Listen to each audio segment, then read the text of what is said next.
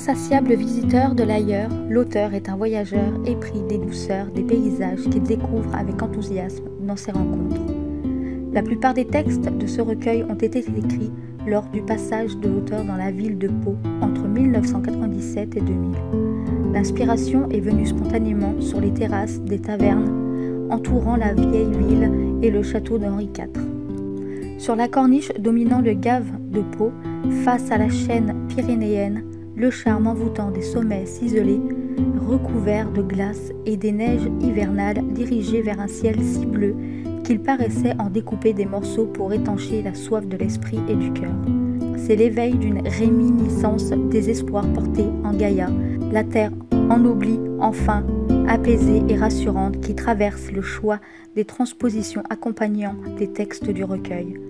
Les autres récits sont portés par le charme sauvage et tellurique puisé dans les traditions des montagnes antiques, des Vosges du Nord, emplis des envoûtements des vieilles croyances. Ce livre est un recueil de poèmes, et certains d'entre eux m'ont chamboulé. Parmi tous les poèmes, il y en a qui m'ont touché, car ils avaient quelque chose en commun avec moi-même.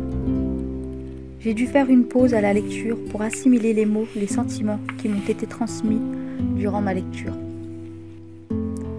Une fois que j'ai réouvert le livre, j'y ai vu plus clair. L'auteur a mis beaucoup de sa personne, on le sent et on le sait.